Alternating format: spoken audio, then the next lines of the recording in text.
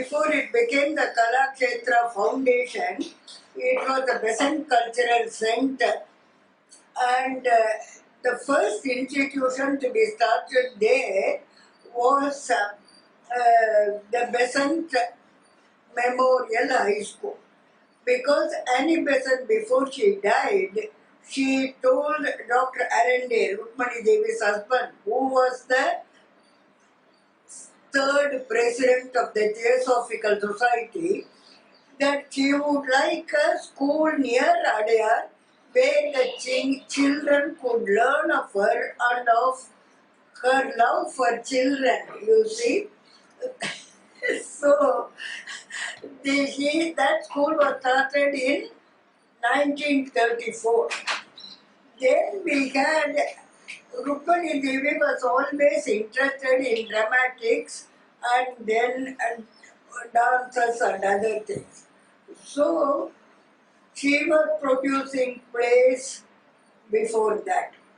When she was 32 years old, she started learning Bharatanatyam. Not an age in which usually they start. And she gave performances. The first performance was for the Theosophist in the International Convention at Adyar, in the theatre here. I will take you to the theatre. And there in 1935, I was a child of 5 watching that performance then, you see. And it gives such an impression it made. And then there was an Irish poet here who was quite well known, James Cousins. His wife was also well known. She was a Congress worker who had worked with Sarojini Naidu and all that. And this Irish poet, he said, you have revived this dance which was in the custody of Devadasis, the temple dancers who had betrothed to the temple, you see. So you had better start an education institution where you can teach and leave a legacy. He almost pestered her into doing it. And so on January 6th, 1936, she started the Kalakshetra with my sister Leelavati, G. Leelavati. She later married Rukmani Devi's nephew, brother's son, Sriram's son. But she was the first student. The second student was Radha Bernier. Then she was Radha Sriram, her elder brother's son. She came a couple of years later after completing her schooling in our school, you see, SSLC. And so, but these two used to dance together. And they thought the Pandanallur style was the most decent one. And so from their lineage, the first professional teacher in Kalakshetra was Muthu Kumarapillai. I knew him very well. Very lovely man. Usually these Nattuvanas, they won't dance and show, only sit and show. But this Muthu Kumarapillai used to stand up and dance and do the animals and show. He was very nice person also, a nationalist who came from Katumana. He taught a number of folk dances to our school children also here. And he used to come home and take practice for Leela. And he used to teach me to make, things with paper. He was very clever. All aeroplane, ships and ink pots, so many other things he used to teach me. Very nice man. I was a child. And then this Leela and Radha, you see, Rukmani Devi had learned ballet from Anna Pavlova's teacher, Cleo Nardi. So in ballet, what is so important is perfection of movement. So she said, I want to improve on this, but she would take Radha and Leela separately when the Natvanas were not there and then make the movements perfect. For instance, before they would take the hand like this, not fully like this, or when they made a finish at the end of each movement gives it some polish. You see, all this they did not have. And so, but they were clever people. Later on, Meenakshi Sundaram Pillai, the doyen of this school, Pandanallur school, he came here to teach. He and his nephew, who what was Meenakshi Sundaram Pillai's nephew, Chokalingam Pillai, both of them, they saw how it had improved the thing, so they adopted it. They did not mind it, they adopted it. Great persons, they won't mind changes, changing. It is only people with small feelings, they don't want to change. But they adopted, and then they taught several people, many of their pupils, including Mrinalini, Sarabhai and others, they became very famous and they danced, you see. And so Leela and Radha used to dance together. When Rukmani Devi performed, she used to change costumes 3 times. And so when she was changing costume, these two used to perform. Radha was very good with Radha was brisk and all that. Leela was very good with expression, abhinaya, you see. So they complemented each other and they used to dance. Later on, many pupils came. The person who became few, who joined later on, who became well known, were Anjali made. Before that, Sarada, Sarada Shiva, she became Sarada Hoffman, Paul Hoffman's daughter-in-law. So these were the early students, many of them. Later on, of course, we had people from all over like Yamini Krishnamurti, and then who else did we have? We had Sanjukta Misra, and Rukmani was very good in teaching the dance to suit the physical body of each dancer. For instance, Sanjukta had knock knees, you see, so she would teach her to suit it that way. That is how the whole thing started and went on. And then there was great people. Kalki Krishnamurti, I've heard of him.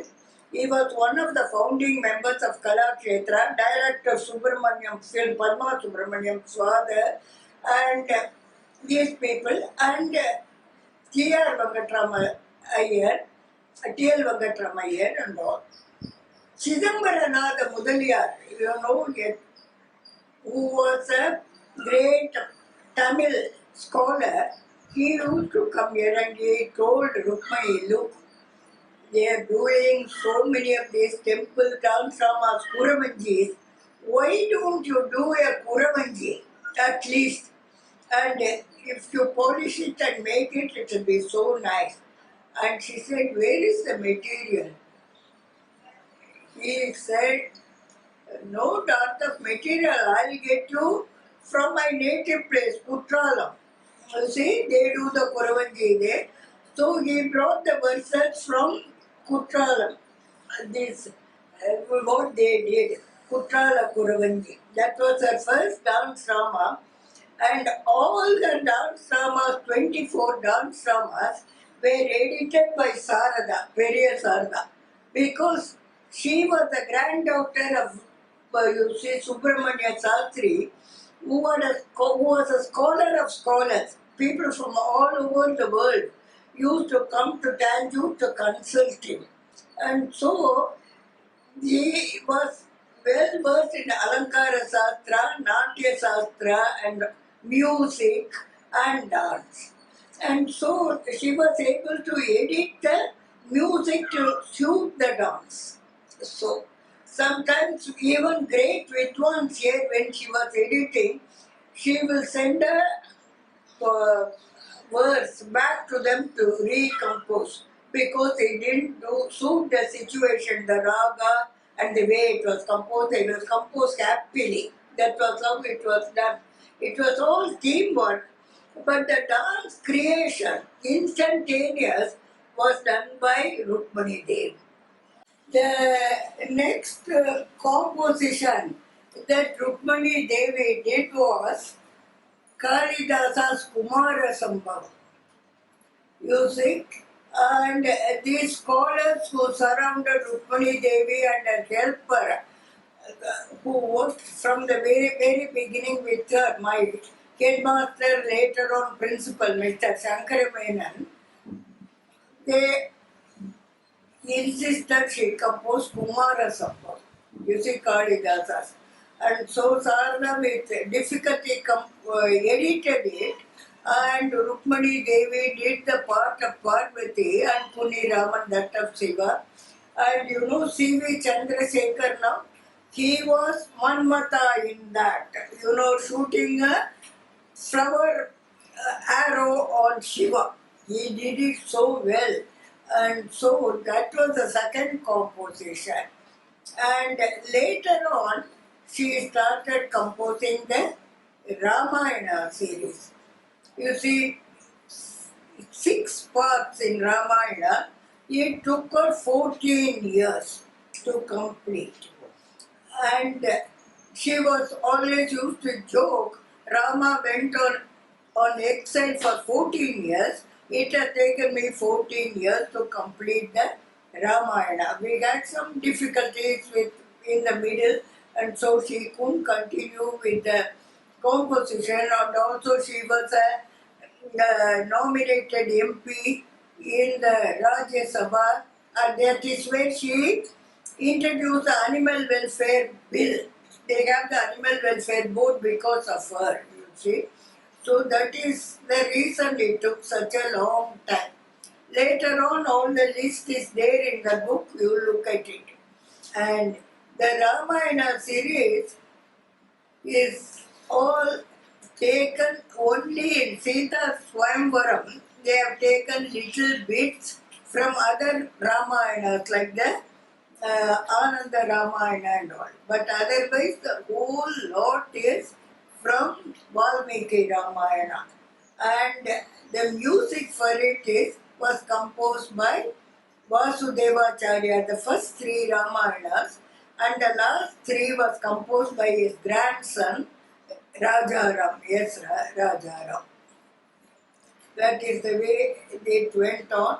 And later on they had Meenakshi Vijayam and for Tagore centenary in the middle, she had to compose a dance drama. The government wanted it, Kamala Devi Chattopadhyaya. So she said, where is the music ready? They wanted it within a short time.